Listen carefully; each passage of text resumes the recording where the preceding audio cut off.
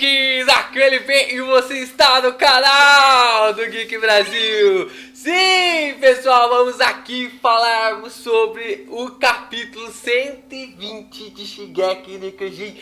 Caraca, que capítulo foi esse, cara? Parece que um trator passou por cima de mim. E falando de tratores, falando sobre coisas envolvendo a esses tipos de emojis, vamos falar também sobre o meu jogo Filmes de Emojis para você poder baixar. Trator não tem muito a ver, né? Mas a gente não pode deixar nenhum ponto aí sem dar nó. E que o jogo Filmes e Emojis é o jogo para você jogar quando você estiver na sua fila aí do banco, ou estiver na lotérica, ou no supermercado, para você se divertir e também jogar junto com seus amigos. Vá aqui no primeiro link fixado para você jogar e também se divertir ainda mais. Vamos falar sobre o capítulo agora, que realmente está uma coisa inacreditável. Eu não sei quanto tempo irei falar nesse vídeo, porque, cara, é muita informação. O capítulo começa com algo bem interessante. Eu já fico imaginando, cara,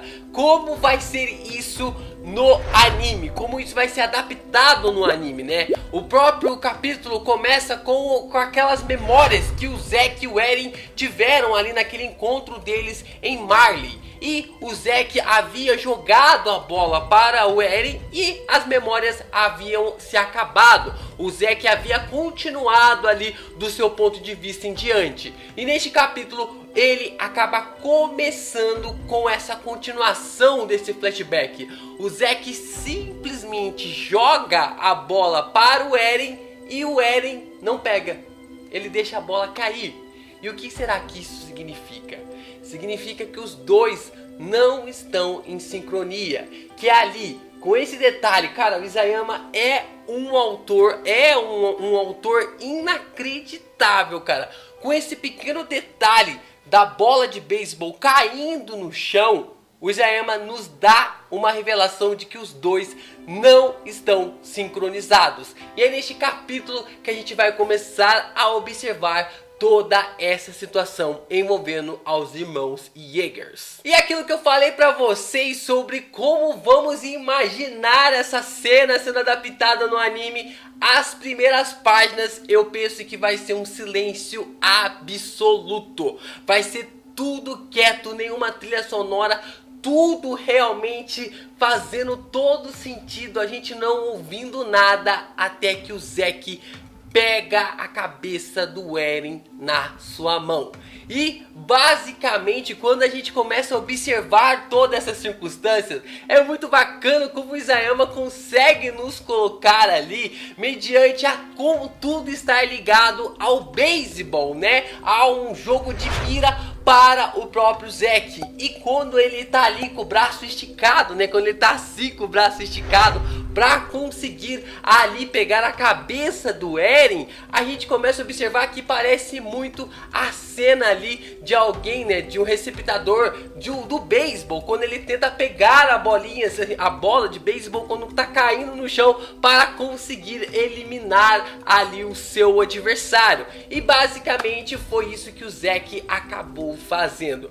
Quando o personagem acaba pegando a cabeça ali do Eren na sua mão, é aí que começa a confusão que acabou sendo neste capítulo, e de que muita coisa ainda está confusa, mas que já começa a esvair essa nébula, né? Essa neblina que acabou sendo levantada durante toda essa história em Shingeki no Kyojin. Como eu falei pra vocês, assim que o Zack acaba pegando ali na cabeça do Eren, ele começa a ter algumas visões, algumas memórias, né? Que a gente acaba observando. Não sei se foi o próprio Zack ou o próprio Eren que acaba tendo acesso a essas memórias, mas eu pude observar no capítulo e toma uma noção aqui dos personagens que acabam aparecendo nesses fragmentos de memórias. A gente tem, ó, o Grisha, o Falco, a Sasha e o Connie, o Levi e a Hanji, o primeiro time do Levi,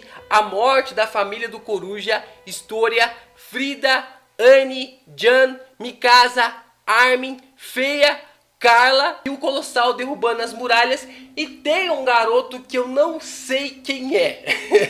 Tem um garoto que eu não sei quem é. Não sei chegar à conclusão se foi o Grisha, ou se é o Coruja, ou se é algum outro personagem importante para a história. Se é o próprio Coruja também, né? Que pode ser ele ali quando era pequeno. Eu não consigo entender, mas ele está em foco ali nessas memórias. Eu não consegui realmente me focar em quem é essa pessoa. Se você sabe quem é esse personagem, deixem aqui nos comentários. Realmente eu acho que seja uma peça que o próprio Isayama tentou colocar nesse capítulo pra gente ficar pensando em vários pontos, para poder teorizar e também poder comentar mais coisas referentes a esses questionamentos levantados. Quando as memórias, quando esses fragmentos de memória eles se dissipam, a gente começa a entender que o Eren está no lugar aonde todas as memórias se encontram.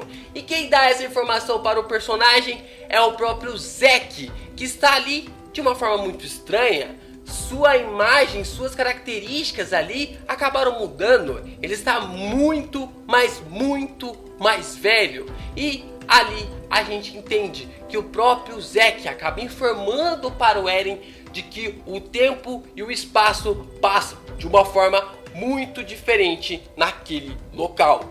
O Eren acaba recebendo a informação do Zack de que o próprio personagem ficou muito tempo ali esperando pela chegada do seu irmão, para que eles conseguissem colocar o plano ali da eutanásia finalmente em prática. E toda aquela circunstância, de todas aquelas informações que vão sendo passadas, acabam realmente explodindo a cabeça do nosso garoto Jäger, sim, do nosso protagonista da história de Shingeki no Kyojin, até a chegada da garota Ymir. Eren, em primeiro lugar, acaba estranhando ali quem era aquela garota, até que o próprio Zack acaba dizendo que ela não era a própria Ymir em si, era uma personificação da Ymir Fritz, da fundadora de todos os titãs, de quem começou toda essa maldição. Ela que dava ali a vontade do titã primordial, era como se ela controlasse a vontade do titã primordial. E que quando o Eren acaba encontrando seu irmão também, ele acaba vendo o próprio preso em amarras e correntes, e que aquilo acaba sendo conhecido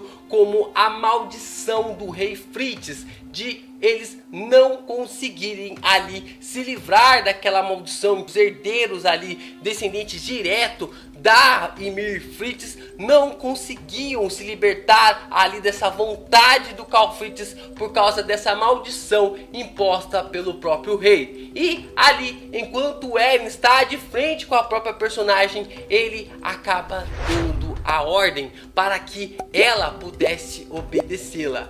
Zack acaba ficando indignado porque o próprio Eren havia traído ele. Sim, gente, aquilo que nós já havíamos observado em vários capítulos, de que os dois irmãos não estavam em sincronia, de que os pensamentos deles não estavam em sincronia e que o Eren estava apenas usando o Zack. Tava muito claro isso, né? O capítulo começa do jeito que o Eren derruba a bola de beisebol e mostra claramente que eles não estavam realmente trabalhando juntos, e que agora nessa parte do capítulo acaba deliberando essa informação de que o Eren tem o seu próprio pensamento, e que o Isayama ainda não revelou o que o Eren está pensando em fazer, em utilizar com o poder ali do titã primordial. Então, quando eles estão ali, quando o Eren está solicitando para Ymir Fritz o poder do titã primordial,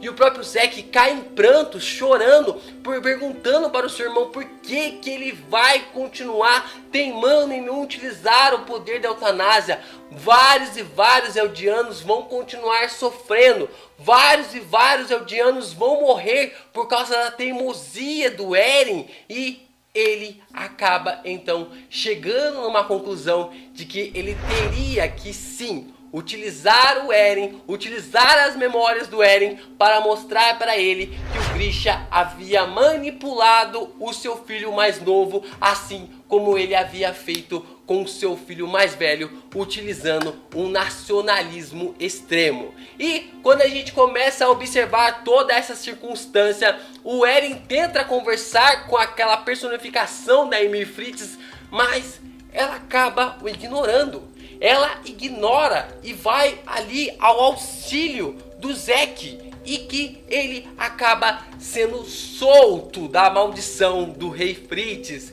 e que toda essa circunstância acaba sendo realmente uma passada de perna ali para o próprio Eren, porque nós acreditávamos que a palavra final realmente é do Eren, e que basicamente acaba sendo do Eren. Mas como o próprio Zeke chegou ali sem ser contaminado pela maldição do Carl Fritz, ele acaba conseguindo utilizar ali a vontade, a personificação da Ymir Fritz, e que ela acaba libertando o Zeke e prendendo o Eren. O Zeke se aproxima do Eren e acaba falando para ele: olha, agora eu vou te mostrar que o nosso pai te manipulava desde pequeno.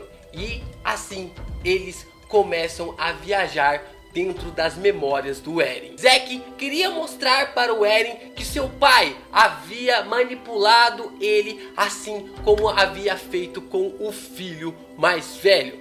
Mas a cada passo que o próprio Grisha vai fazendo, o Zeke vai quebrando a cara, porque o Grisha amadureceu, o Grisha mudou. Todo o nacionalismo que havia dentro do próprio Grisha sumiu para dar lugar à racionalidade. A gente vê várias perspectivas. Primeiro a gente acaba vendo o próprio Grisha dando ali, observando ali a Carla dando a luz para o Eren. E todo o semblante do rapaz, que não havia conseguido acompanhar todo o crescimento do seu filho Zeke, acaba observando o pequeno Eren Yeager ali nos seus braços. Não o achando mais como salvador do novo Império Eldiano, mas sim que aquele era o seu filho. Ele ali era o seu filho. O próprio Grisha vai acompanhando os passos. Os primeiros passos do Eren Yeager. E todo o crescimento que o filho dele vai tendo vai impactando o Zeke cada vez mais nas profundidades das memórias do Eren. E quando nós pensávamos que o próprio Grisha iria cair, que o próprio Zeke iria apontar, dizendo: ah lá, tô falando pra você, eu não disse que ele ia mostrar o nacionalismo pra você, ele acaba descobrindo aonde era o templo da passagem do Titã Primordial, mas ele decide fechar. E quando ele fecha a entrada desse templo, ele chega em casa e a primeira coisa que ele observa é o Eren. E ele consegue dar um abraço apertado no seu filho e realmente estar apaixonado por aquela vida, por aquela situação. E ali ele acaba amando todas as pessoas daquela região. Ele acaba realmente conquistando aquelas pessoas. A gente vê vários personagens que já passaram pela obra e que já deixaram o seu caminho, impactando ainda mais a visão que o Zeke tinha sobre o seu pai. E como um checkmate, como um ultimato, o próprio Zeke acaba observando seu pai dormindo, olhando para a foto que ele tinha ali, tanto da sua esposa Dina, quanto também do seu filho Zeke, e ele acorda perguntando sobre o Zeke. Zeke, é você? E quando ele observa, meio que sonhando assim, ele acaba falando: não pode ser o Zeke. Não pode, não tem como ele ser tão mais velho desse jeito. E a gente observa toda aquela situação, deixando o Zeke totalmente em choque.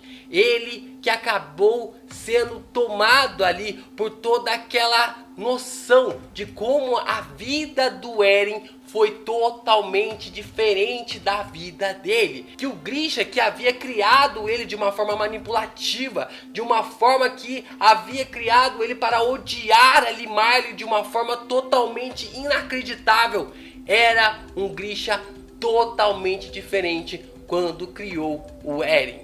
As escolhas, as decisões que o pai acabou tomando, acabou afetando demais a vida desses dois personagens. E o próprio Eren acaba observando no final de que ele tinha razão e que os caminhos que o seu pai acabou tomando eram caminhos que valeram a pena. E ele acaba dizendo para o Zeke: olha, no final disso aqui é a memória mais importante. E assim o capítulo 120 se encerra. Um pouco antes do final do capítulo, a gente começa a ter uma noção de algumas falas interessantes, né? Este capítulo acaba tendo uma proporção de dois pontos que eu acho interessantes a gente conversar aqui. O primeiro ponto é o fato de a gente não conseguir entender se o Eren está morto ou não, né? Por causa daquilo que o Zeke acaba falando pra ele, que ele está ali esperando o Eren há muito tempo. Mas toda essa parte que ele acaba dizendo para o Eren que estava esperando ele há muito tempo, quer dizer que ali nas memórias, que ele estava preso ali, nesse lugar onde está todas as memórias, e que o tempo ali é algo totalmente diferente, que a passagem de tempo ali é algo totalmente diferente. Não dá para você ter uma noção de quanto tempo se passou e quanto tempo o Zeke está ali e há quanto tempo o Eren está sem cabeça no mundo exterior, né? Ali no mundo real onde eles vivem. E outro ponto bem interessante do capítulo é sobre esse questionamento. Como o Grisha levanta e ele acaba observando o próprio Zeke mais velho. A gente tem uma noção de que as memórias ali já estavam balançando a cabeça do pai do Eren. Sim, as memórias já estavam ali mexendo com a cabeça do seu pai, de que ele estava observando mesmo o seu filho mais velho, né? O seu filho de uma personificação muito mais velha e de uma forma muito mais centrado. Bom, pessoal, espero que vocês tenham gostado desse vídeo. Deixem aqui nos comentários o que vocês acharam desse capítulo. Hoje que o Geek Brasil abriu um grupo pra gente discutir sobre os spoilers e também sobre o capítulo 120 de Shingeki no Kyojin, que tem muita coisa, muitos pontos, muitas teorias, muitas respostas sendo dadas e ao mesmo tempo muitas questões sendo levantadas sobre as coisas que haviam criados no passado, quem realmente é Ymir Fritz, o que raios que ela fez para criar tudo isso. Muitas perguntas ainda acabam sendo não respondidas e basicamente de pouco em pouco, ou realmente de migalha em migalha, o Isayama vai nos dando essas respostas. A gente que criou um grupo para poder discutir e basicamente se você já entrou, você é bem-vindo no grupo, e se você ainda não entrou, corre que a quantidade de pessoas lá no grupo é limitado. No primeiro comentário desse vídeo tem o link para a minha loja Caneca Filosofal, e é claro que nós temos modelos ali de Shingeki no Kyojin. Temos modelos ali do Eren, temos modelos do Armin junto com a Mikasa, temos modelos da batalha épica ali contra o Titã Colossal, temos modelos do Capitão Levi, temos modelos do Erwin, vários modelos de canecas ali de Shingeki no Kyojin para você poder comprar a sua e ajudar o canal do Geek Brasil a permanecer no ar. Isso é tudo, pessoal! Valeu!